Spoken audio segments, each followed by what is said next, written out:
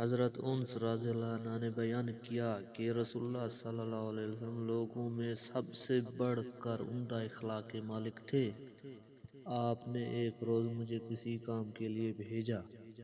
میں نے کہا اللہ کی قسم میں نہیں جاؤں گا، حالانکہ میرے دل میں تھا کہ اللہ کے نبی صلی اللہ علیہ وسلم نے جو بھی فرمایا ہے میں اس کے لیے جاؤں گا۔ کہتے ہیں بس میں نے نکلا حتیٰ کہ بچوں کے پاس سے میرا گزر ہوا جو بازار میں کھیل رہے تھے، تو اچانک کیا دیکھتا ہوں کہ رسول اللہ صلی اللہ علیہ وسلم مجھے میرے پیچھے سے میری گدی پکڑے ہوئے تھے۔ میں نے آپ کی طرف دیکھا تو آپ ہنس رہے تھے۔ فرمایا انس ادھر جاؤ جہاں کا میں نے تمہیں کہا۔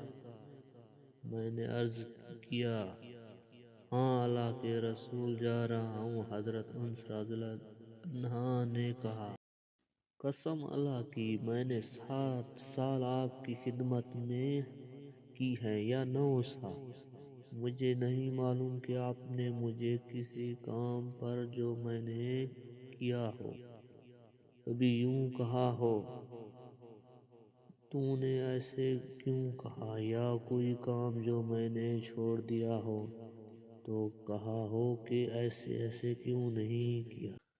حضرت انس رضی اللہ عنہ بیان کرتے ہیں کہ میں نے نبی صلی اللہ علیہ وسلم کی مدینہ منورہ میں 10 سال تک خدمت کی، جبکہ میں ایک نوخیز لڑکا تھا۔ میرے سب کام اس کی معیار کے نہیں تھے جیسے میرے حبیب صلی اللہ علیہ وسلم کی خواہش ہوتی تھی۔ اس کے باوجود آپ نے مجھے کبھی اف تک نہیں کہا اور نہ یوں کہا تو نے یہ کیوں کیا اور اس طرح کیوں نہیں کیا۔ حضرت ابو ہریرہ رضی اللہ عنہ نے ہم سے بیان کیا کہ رسول اللہ صلی اللہ علیہ وسلم ہمارے ساتھ مسجد میں بیٹھا کرتے تھے اور باتیں کرتے تھے۔ جب آپ اٹھتے تو ہم بھی کھڑے ہو جاتے، حتیٰ کہ ہم دیکھتے کہ آپ اپنے کسی اہلیہ کے گھر میں داخل ہو گئے ہیں۔ چنانچہ آپ ایک دن ہمارے ساتھ باتیں کرتے رہے۔ جب آپ اٹھے تو ہم بھی اٹھ کھڑے ہوئے۔ پھر ہم نے دیکھا کہ ایک بدوی نے آپ کو جا لیا اور آپ کی چادر پکڑ کر کھینچنے لگا حتیٰ کہ آپ کی گردن سرخ ہو گئی۔ حضرت ابو ہریرہ رضی اللہ عنہ نے بیان کیا کہ چادر بھی بڑی قدری تھی۔ آپ اس کی طرف متوجہ ہوئے تو اس عربی نے آپ سے کہا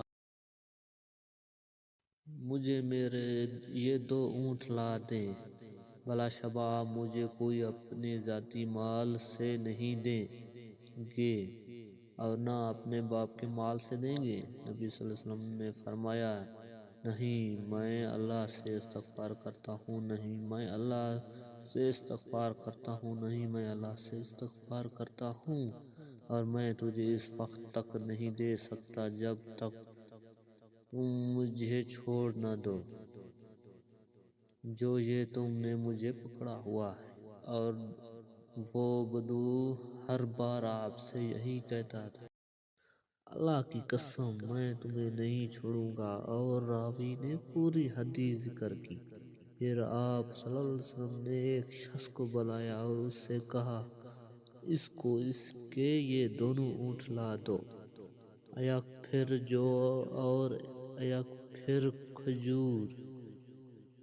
پھر آپ ہماری طرف متوجہ ہوئے اور فرمایا تم لوگ جاؤ، تم پر اللہ کی برکتیں ہوں۔